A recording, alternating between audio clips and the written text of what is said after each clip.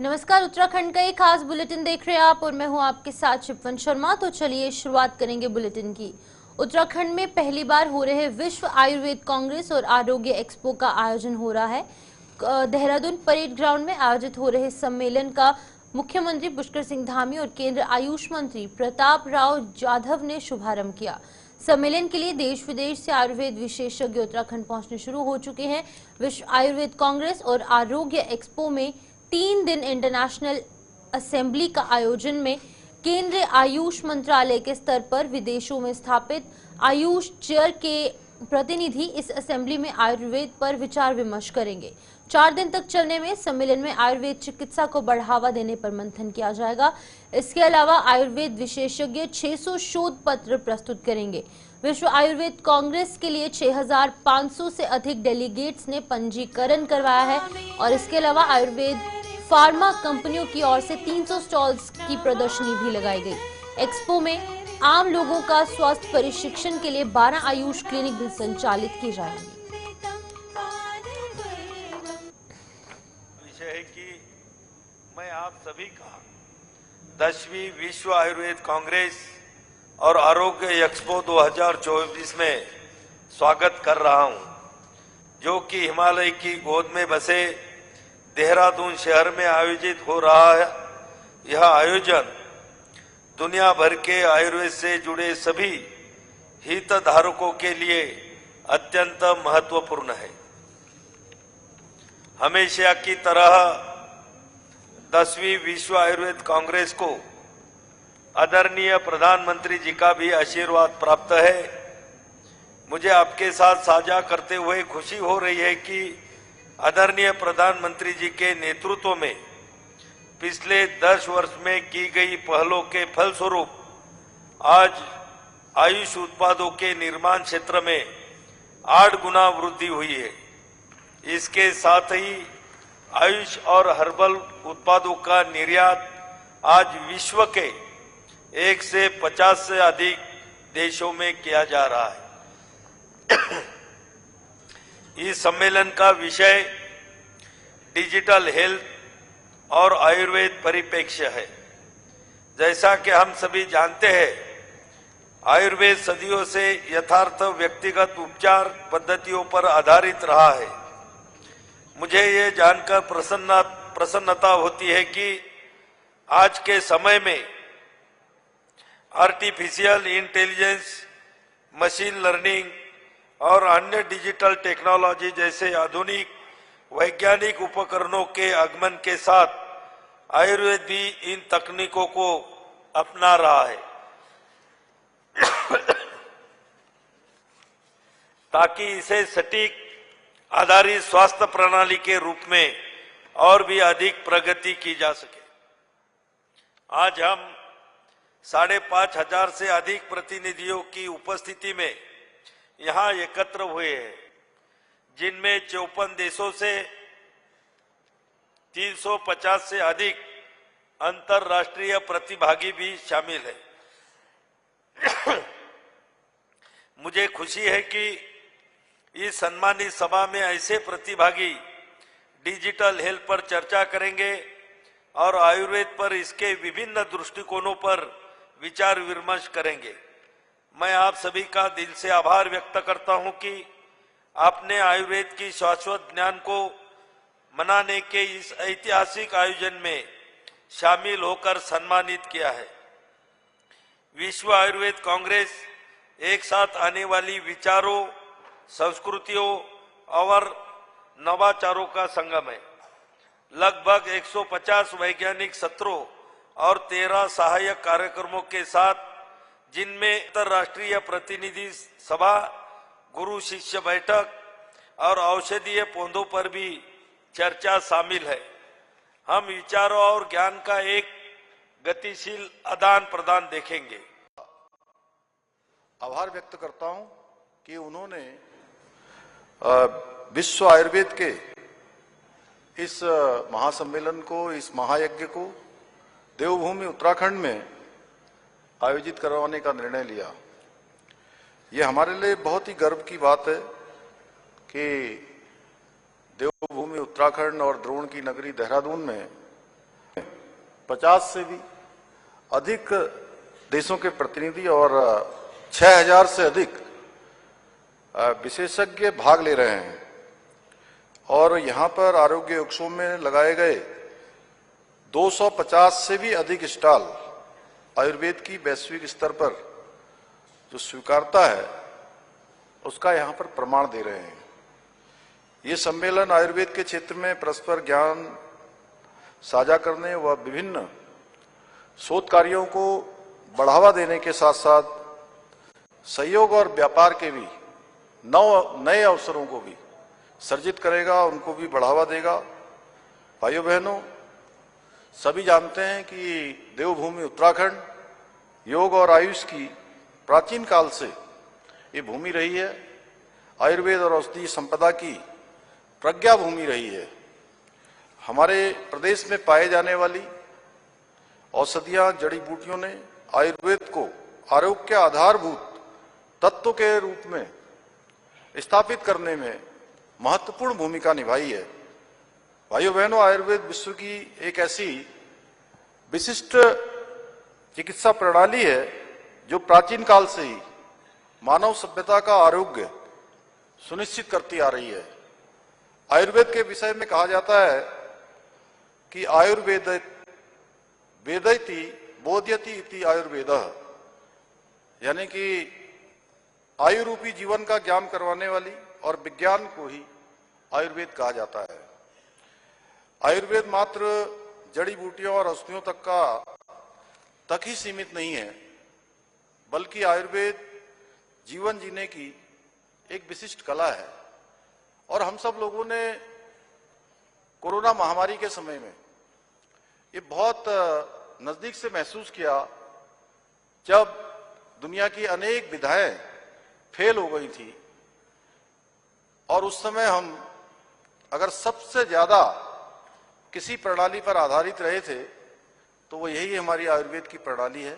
आयुष और योग पर हम सब उस समय अपने को स्वस्थ किए थे। यह हम सभी सही जीवन शैली के बारे में ये बताता है कि इसका उद्देश्य रोगों को ठीक करना ही नहीं, बल्कि व्यक्ति के अंदर इसका लक्ष्य है कि रोग को होने ही न देना, या रोग अगर हो जाए तो उसको जड़ से समाप्त करना। यह हम सभी के लिए गौरव का विषय है कि आदरणीय प्रधानमंत्री श्री नरेंद्र मोदी जी के दूरदर्शी नेतृत्व में गठित आयुष मंत्रालय आज हमारे इस प्राचीन विज्ञान को पूरे विश्व के अंदर आज नई पहचान दिला रहा है। पूरे विश्व के अंदर आज आयुर्वेद को मान्यता मिल रही है। केंद्र सरकार द्वारा संचालित राष्ट्रीय आयुष मिशन और प्रकृति परीक्षण अभियान जैसे विभिन्न कार्यक्रम आज शहरों से लेकर गांव तक आरोग्य स्थापित करने में। धामी कैबिनेट ने राज्य खेल विश्वविद्यालय की स्थापना के लिए अध्यादेश को मंजूरी दे दी है। इसके बाद अब खेल विश्वविद्यालय के निर्माण की बड़ी अड़चन दूर हो गई है। बता दें कि राज्य खेल विश्वविद्यालय विधेयक को सरकार ने गैर सैन्य विधानसभा सत्र के दौरान पारित किया था, लेकिन राजभवन ने इस विधेयक पर कुछ आपत्तियां लगाते हुए इसे लौटा दिया था। इसके बाद अब राजभवन की आपत्तियों को दूर करते हुए इस विधेयक के अध्यादेश को मंजूरी दे दी गई। वहीं खेल मंत्री रेखा आर्य ने संशोधित खेल विवि अधिनियम को कैबिनेट की मंजूरी मिलने पर मुख्यमंत्री पुष्कर सिंह धामी और पूरी कैबिनेट का आभार जताया है। उन्होंने कहा कि अध्यादेश को मंजूरी मिलने से जल्द ही प्रदेश के खिलाड़ियों के हित में विवि की स्थापना का काम पूरा होगा। कैबिनेट में माननीय गवर्नर साहब की तरफ से जो विश्वविद्यालय एक्ट पूर्व में विधानसभा से पारित होकर गवर्नर हाउस पहुंचा था, उसमें गवर्नर हाउस की तरफ से कुछ आपत्तियां लगकर वापस विधायी को पहुंचा था और विधायी में पहुंचने के बाद में फिर विभाग के पास पहुंचा और रात मुझे आपको बताते हुए बेहद हर्ष हो रहा है और बात की बेहद खुशी है कि आज उस प्रस्ताव पर जैसे माननीय गवर्नर साहब के दिशा निर्देश थे, उसमें जो आपत्तियां थी उसका जो समाधान था, उसी अनुरूप जो है उसे अध्यादेश के रूप में विभाग ने प्रस्ताव बनाते हुए विधायी से उसे कराते हुए आज कैबिनेट के माध्यम से उसको अध्यादेश के रूप में जो है आज कैबिनेट ने स्वीकृति प्रदान करी। निश्चित रूप से जो संशोधन उसमें किए गए थे उस संशोधन को स्वीकार करते हुए आज कैबिनेट से स्वीकृति मिल जाने के बाद में शीघ्र गवर्नर हाउस जाएगा और मैं उम्मीद करती हूँ कि जल्द से जल्द जो है संशोधित हमारा यूनिवर्सिटी एक्ट गवर्नर साहब की अपेक्षा के अनुरूप जो है जल्दी ही राजभवन से स्वीकृति मिलेगी और निश्चित रूप से खिलाड़ियों के हित में जो यूनिवर्सिटी एक्ट हम लोग बना रहे थे वो अपना मूर्त रूप लेगा। ऐसा मुझे आज की इस कैबिनेट की बैठक के होने के बाद से पूरा विश्वास है और मैं आज माननीय मुख्यमंत्री जी का भी और पूरी कैबिनेट का बहुत धन्यवाद देती हूँ कि उन्होंने इस निर्णय को अध्यादेश के रूप में लाकर पूर्ण करने का काम। प्रदेश भर के सभी जिला अस्पताल और राजकीय मेडिकल कॉलेजों में ओटी टेक्नीशियन और सफाई कर्मियों के लिए सभी मेडिकल कॉलेजों के प्राचार्यों को आउटसोर्सिंग एजेंसी के जरिए नियुक्त करने के निर्देश दिए हैं। इस बात पर उत्तराखंड के स्वास्थ्य मंत्री डॉक्टर धन सिंह रावत ने कहा है कि ये कार्य प्राचार्यों को दिया गया है ताकि शासन की तरफ से कोई दिक्कत ना हो। साथ ही उन्होंने कहा कि अब हम हर अस्पताल में 4 से 5 मरीजों के लिए एक वार्ड बॉय भी तैनात कर रहे हैं और 10 मरीजों के लिए एक आयुष्मान मित्र को तैनात किया जा रहा है जो मरीज की पूरी सहायता करेगा। देखिए, आपने देखा होगा कि पहली बार इन 24 सालों में स्वास्थ्य विभाग में 100% हमने आशाएं दे दी हैं, 100% एनम दे दिए हैं, 100% अब हमने लैब टेक्नीशियन दे दिए हैं, 100% अब नर्सिंग स्टाफ दे दिया है और अभी डॉक्टर्स जो है लगभग 80% हो गए हैं। 20% जो बैकलॉग है वो भी हमने विज्ञापन जारी कर दिया है 288 पदों का।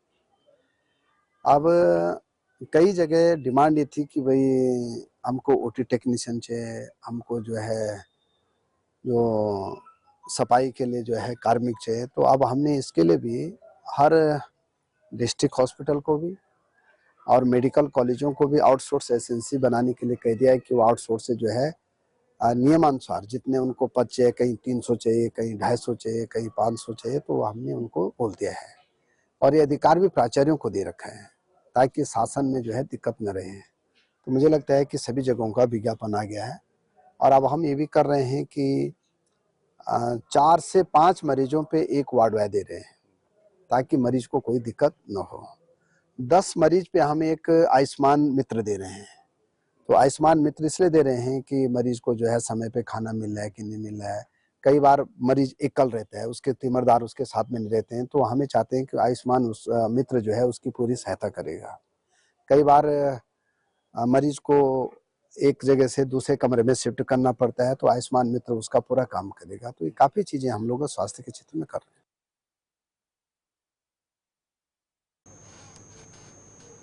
उत्तराखंड भारतीय जनता पार्टी के प्रदेश मीडिया प्रभारी मनवीर चौहान ने शीतकालीन यात्रा की सफलता के लिए धामी सरकार के प्रयासों की सराहना की।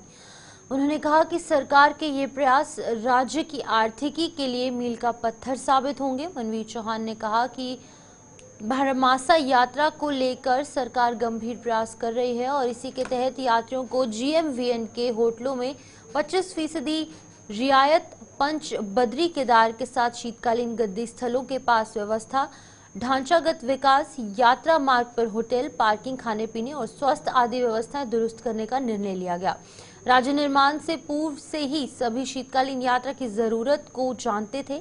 प्रदेशवासियों के दशकों पुराने इस सपने को साकार करने का काम धामी सरकार में ही संभव हो पाया है।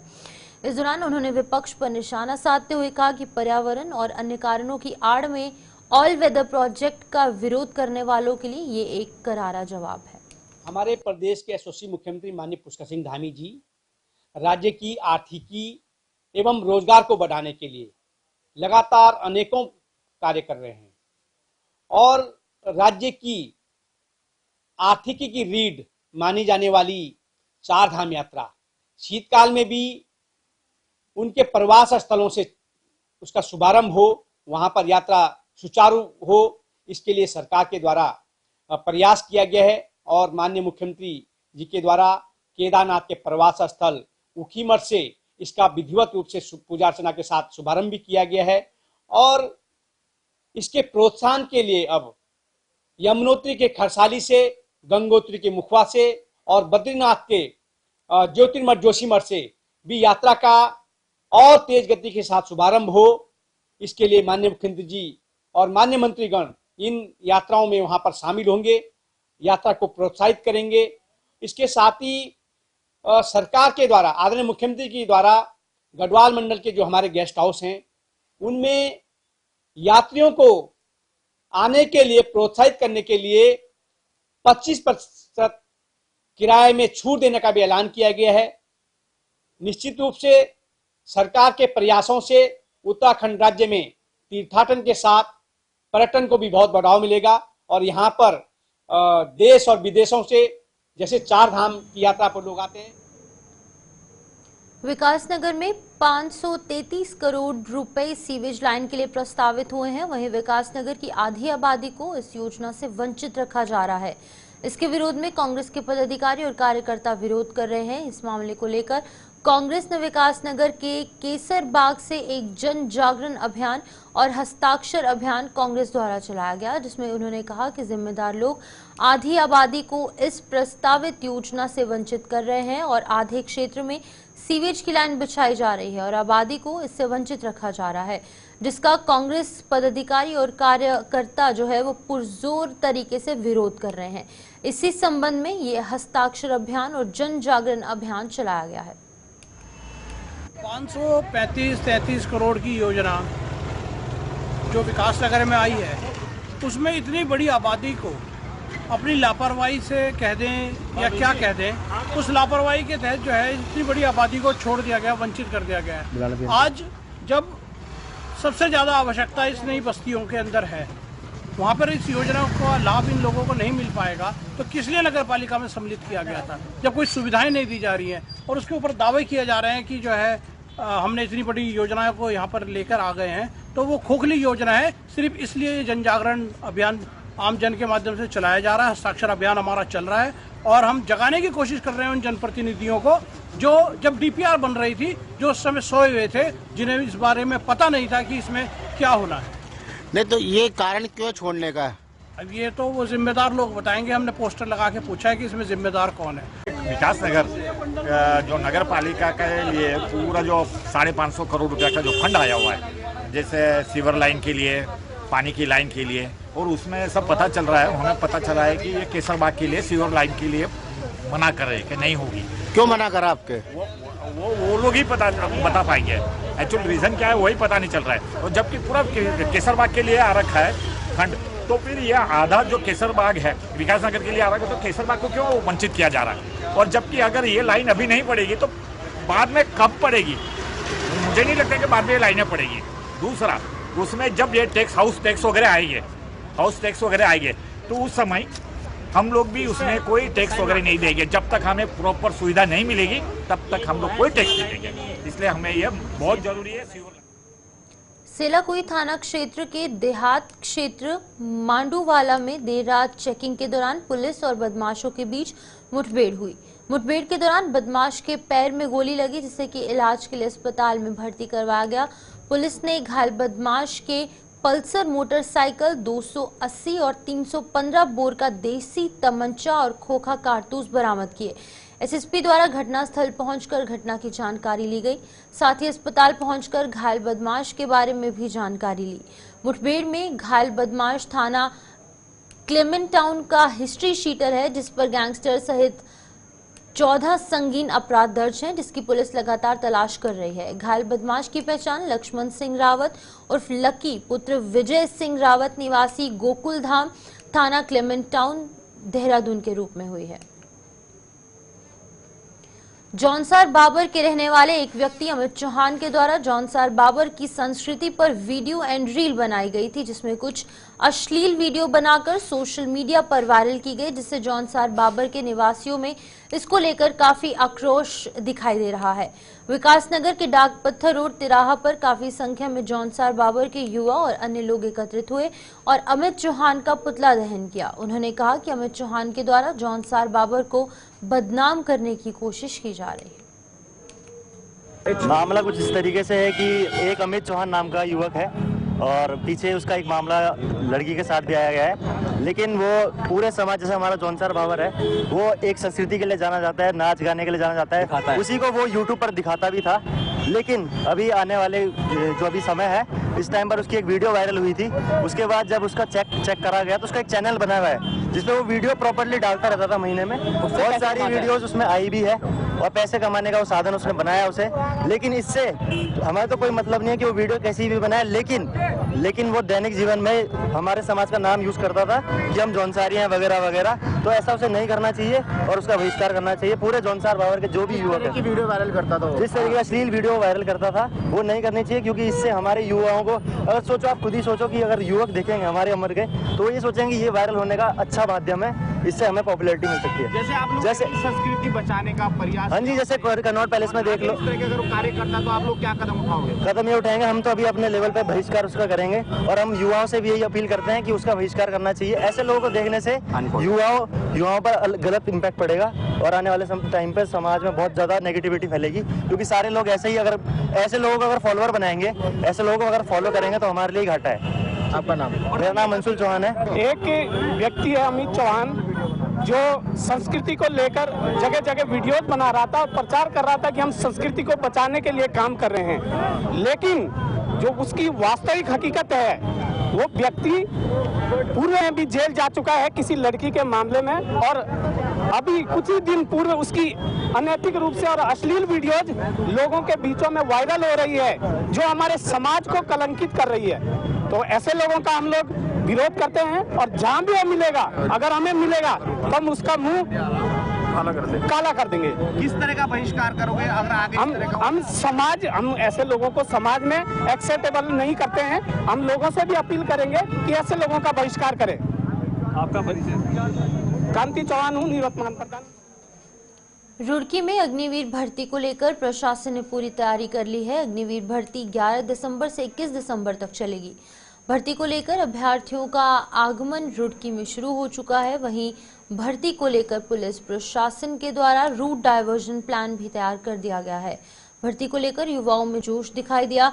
जॉइंट मजिस्ट्रेट आशीष कुमार मिश्रा ने बताया कि सभी तैयारियां पूर्ण कर ली गई हैं। रुड़की में भर्ती स्थल के पास ही अस्थायी रैन बसेरा भी बनाया गया और फार्म और धर्मशालाओं को अग्निवीर भर्ती में आने वाले अभ्यर्थियों के लिए अधिकृत कर दिया गया है। संबंधित अधिकारियों को दिशा निर्देश दिए गए हैं तथा कर्मियों की ड्यूटी लगाई गई है। साथ ही भोजन के पैकेट बांटने की व्यवस्था भी कर दी गई है। करीबन जो है प्रतिदिन जो है 1600 जो है अभ्यर्थी के आने की उम्मीद है। उसके अलावा जो कुछ अभ्यर्थी जो है जानकारी के अभाव में कुछ एक्स्ट्रा भी आ जाते हैं जिन्हें पता नहीं है, मतलब कि जिन्हें एडमिट कार्ड भेजा गया है बस एंट्री दी जाएगी। उसके अलावा भी कुछ लोग एक्स्ट्रा आ जाते हैं भर्ती के नाम पे, तो उनके लिए जो है रहने के लिए जो है बैंकेट हॉल्स की जो विस्तृत लिस्ट अलॉन्ग विद जो है पटवारियों की ड्यूटीज़ है वो जारी की जा चुकी है। उसके अलावा जो है PWD को जो है निर्देश दिए गए हैं, तो उनकी तरफ से टेंट लगाए जा रहे हैं। नगर निगम की तरफ से जो है मोबाइल टॉयलेट्स लगाए जा रहे हैं, अलाव की व्यवस्था की जा रही है और PA सिस्टम जो है उसकी भी व्यवस्था की जा रही है। अलॉन्ग विद जो है पुलिस प्रशासन के साथ जो है कोऑर्डिनेट करके जो है लाइन और वेरिफिकेटिंग पे जो है जोर दिया जा रहा है। इसके अलावा जो है कुछ जो है चोरी की घटनाएं होती हैं, तो उसमें जो है 8 जो है CCTV कैमरे भी जो है बाहर की तरफ लगाए जा रही हैं। अंदर की जो जिम्मेदारी है वो आर्मी और कैंट जो है अंदर की व्यवस्था देख रहा है, उनसे भी जो है विस्तृत चर्चा हुई। सर कितने हेलमेट दिए गए आज यहाँ पर जो मानसाल को? आज करीबन जो है 20 जो है हेलमेट दिए गए, उसमें जो है पुरुष और महिला दोनों को जो हेलमेट दिए गए। तो आगे अभियान जारी रहेगा? आगे भी अभियान जारी रहेगा और आगे जो है मोमेंटम पकड़ेगा, रफ्तार पकड़ेगा अभियान। विशाल मेरा नाम है, सुबोध सिंह, मैं उत्तरकाशी डिस्ट्रिक्ट से हूँ, बटपुर से, और ये मेरे बंदे हैं और ये मेरा पूरा ग्रुप है और मैं इनको लीड कर रहा हूँ। और तैयारी सबने देहरादून में कर रखी है, परेड ग्राउंड में सब बढ़िया तैयारी है, सबकी 5 डाउन है और आपको कल इनका बहुत बढ़िया वो देखेगा। आपको 30 बंदे हैं, 30 बंदों का ग्रुप है मेरा। उत्साह बहुत ज़्यादा है, हर कोई अपनी उम्मीद लेके यहाँ पे भर्ती मारने आया है। हर कोई अपने घर की जिम्मेदारियों को देखते हुए यहाँ पे आया है तथा उनको जिम्मेदारियों का वो बोझ उठाने के लिए। तैयारी तो 3 साल हो गए हैं पर तैयारी अभी 1 साल कंटिन्यू हुआ है। बीच में रिकवरी चलती रही थी तो बीच में गैप देना पड़ता है। बीच में बहुत सारी चीज़ें आ जाती, कंटिन्यूटी नहीं बन पाती है। ये तो किया है, आज SSC का रिजल्ट भी आ रहा है तो क्या बताओ। चलिए उत्तराखंड बुलेटिन में फिलहाल इतना ही। मुझे दीजिए इजाजत और आप बने रहिए गुलिस्तान न्यूज़ के साथ।